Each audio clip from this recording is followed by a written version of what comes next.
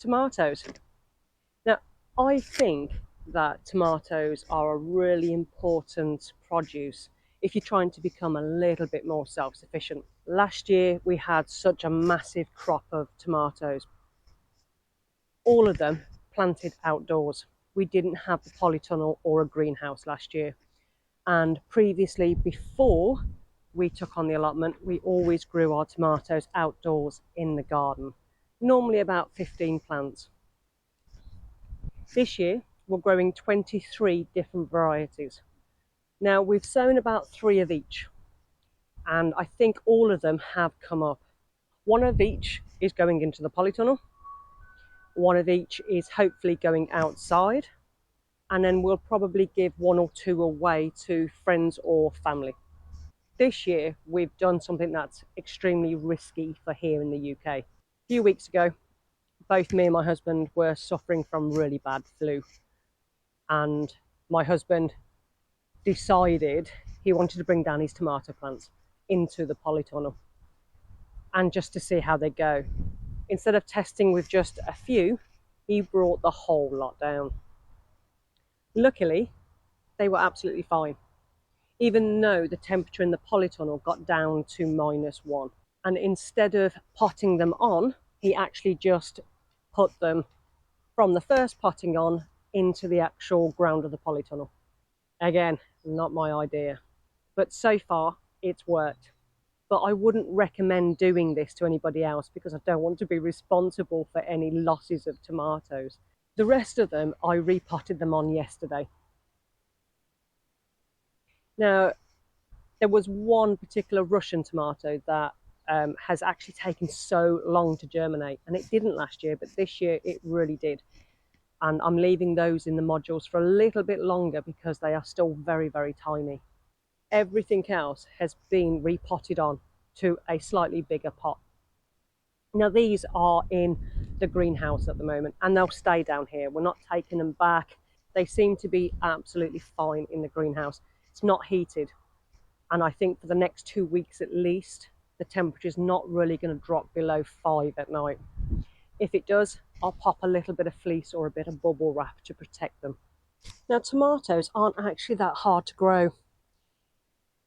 They come in little packs of seeds, and you can start them off indoors anywhere. Well, people do it anywhere from February to April. So long as you've got somewhere to keep them as they're growing out from frost and very cold temperatures, it's absolutely fine. This year we started ours in March. The year before we actually started it in February, and we had trusses that were probably about 2-3 foot tall to plant out by April, which for us was just too big too soon for us. Even though it worked, it was just a lot of hassle to keep a grow light on them or find somewhere light enough for them to go, warm enough. And so this year we decided to plant a little bit later. So when you have your seedlings in your trays, you can just literally prick out and pot on. Now, how many times you pot on is completely up to you. A lot of people do it around about 3 times, 2 to 3 times to pot on. And basically what that means is you are making it, as soon as there's a good root ball structure inside your pot, you are going into a bigger pot to give the plant more nourishment. But it all depends on when you are actually going to plant out, when you need to pot on. You may not need to do it that often if you've started your sowings later in the season. Now, when you're potting on, this is one of my little ones, really you want to try and pot on so the soil gets to the bottom of this leaf here, just to there. If you see all the little tiny hairs on the actual stem itself, all these are an opportunity for roots.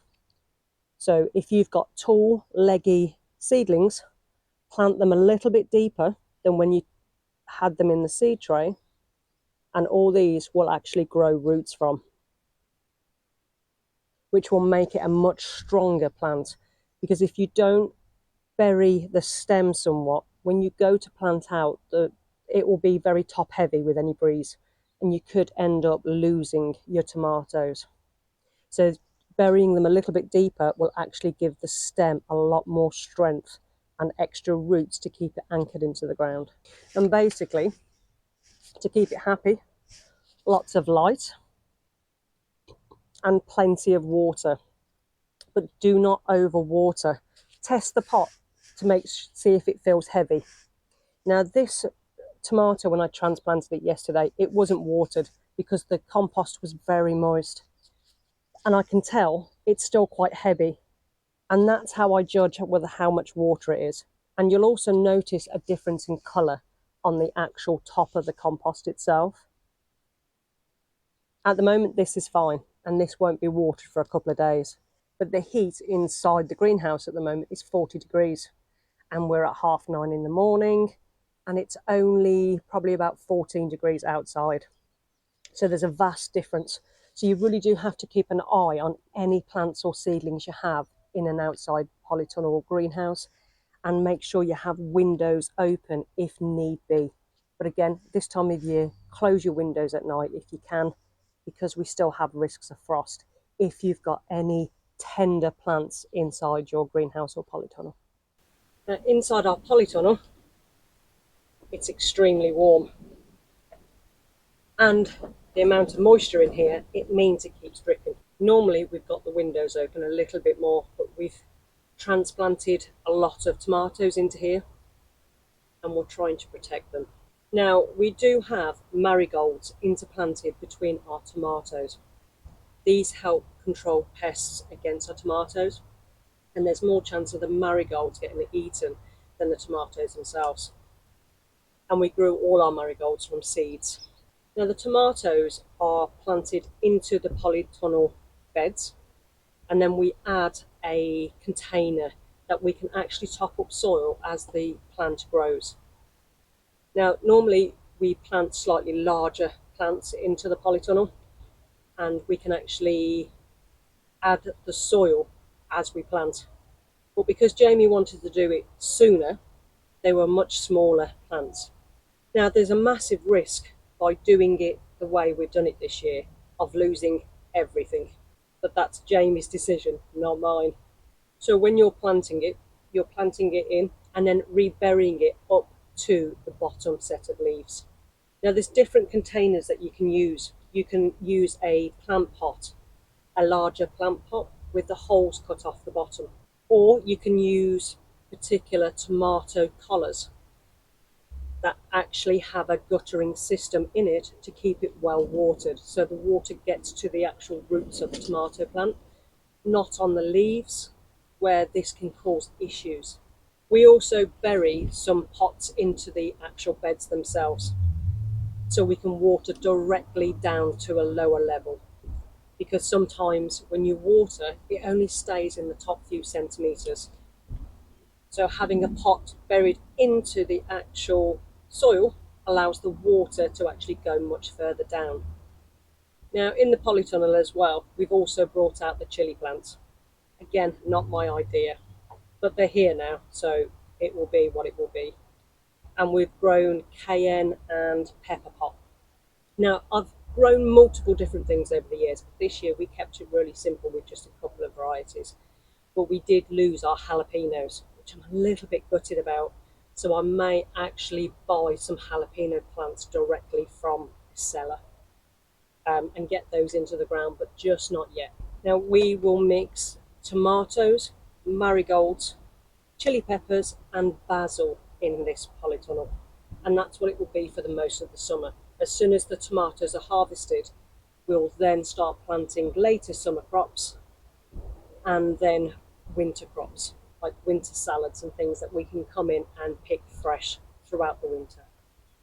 To keep tomatoes healthy through the growing season as they're growing bigger, depending on the variety, it will start getting quite bushy.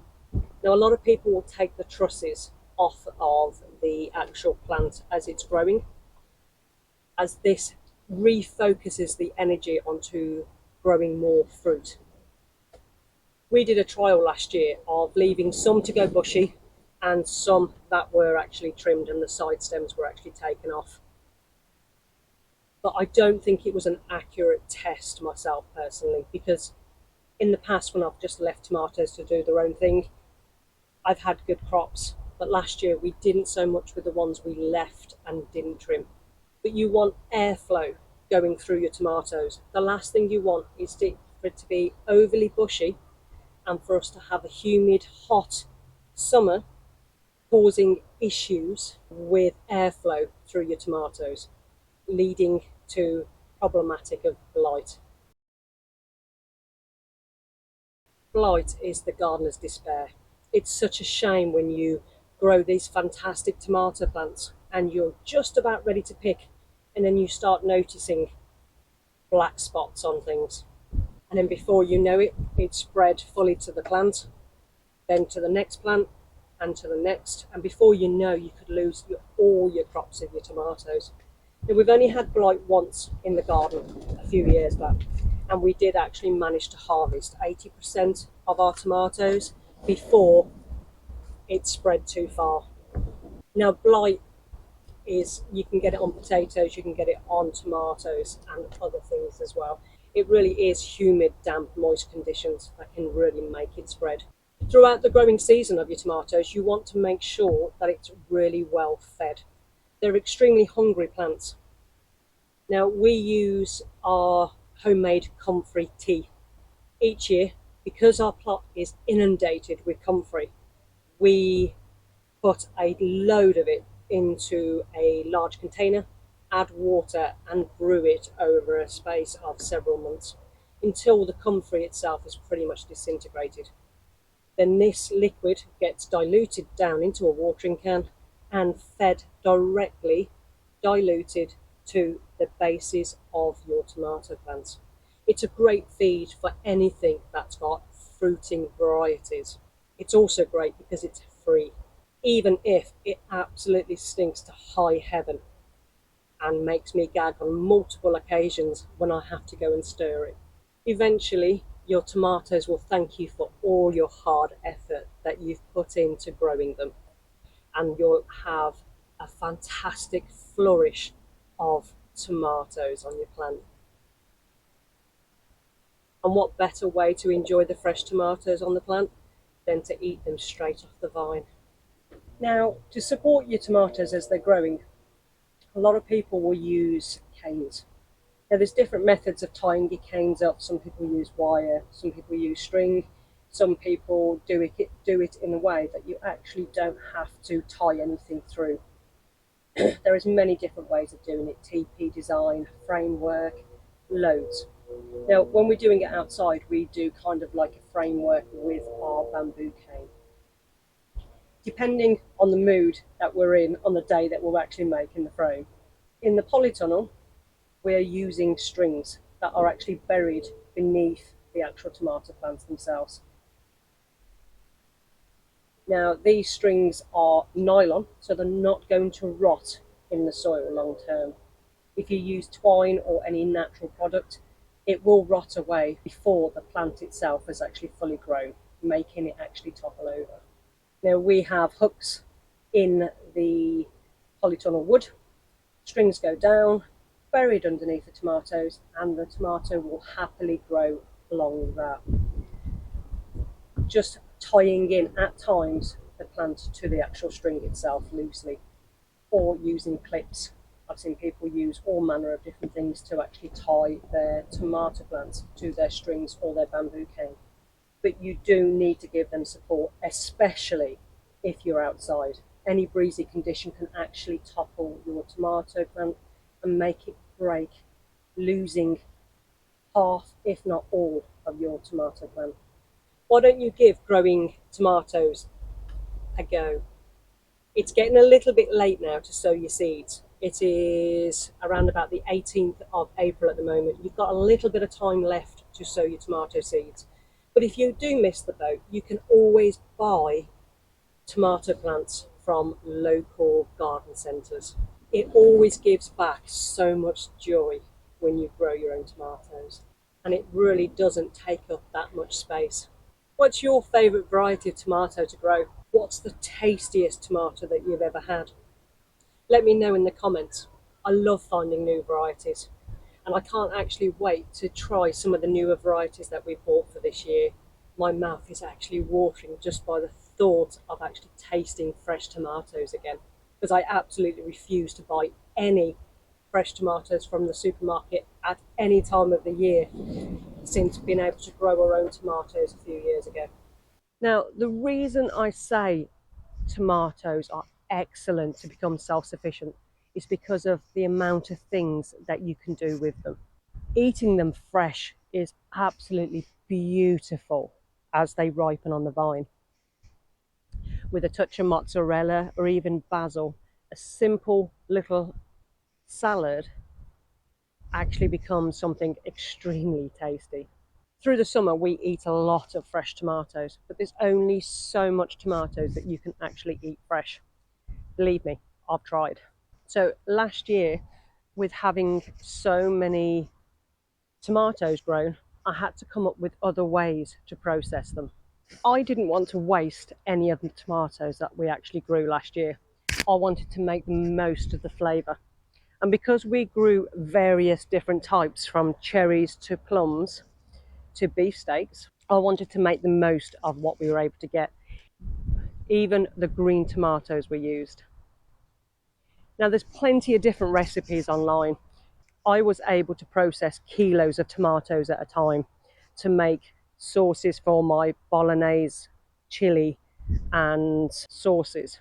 Making a great big batch in one go and then splitting them off and then adding any herbs or spices to make a different sauce, I found that I was able to actually batch cook a large amount in one go, getting a variety of different flavour sauces out of one pot.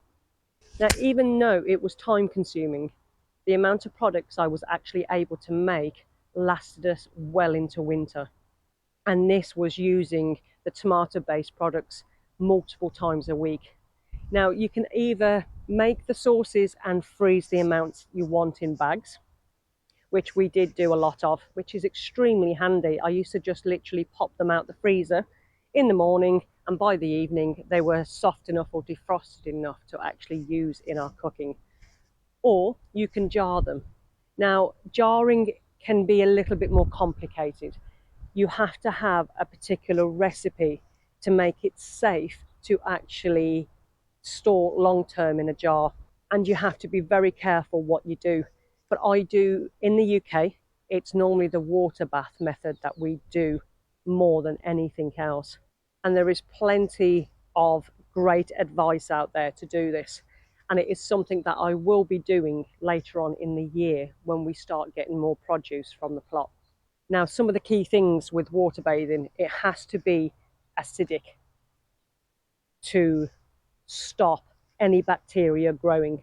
Again, you need to make sure that you're doing things safely, because unfortunately there is a thing called botulism and other nasties that can make you quite sick if you do not store your prepared food well. There is so many different varieties out there, from cherries to plums to beefsteaks to a whole manner of different flavors out there. Now, if you really want to get very serious into tomatoes, you can always research which tomatoes taste better on a salad plate, which ones do better cooking. There's a tomato for every situation, and the amount of produce that you can get off those tomatoes is fantastic to help you in your self-sufficiency.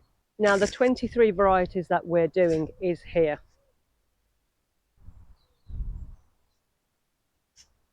Some of these we have done time and time again, and there is some that is actually brand new to us this year to grow. So this year we're doing a bit of an experiment with having some in the polytunnel and some outside. Now, the ones outside, I can actually only fit about 10 in one of the beds. So some will go into grow bags or pots or hessian sacks with some composting, or pots, anything that I can actually gather to spread the tomatoes around somewhat. So give tomatoes a go. They're not that hard. Just make sure they're well watered, well fed, and you're keeping them trimmed back. They'll give you so much back for the love and care that you give to them. and there is so much you can actually make and do with your tomatoes.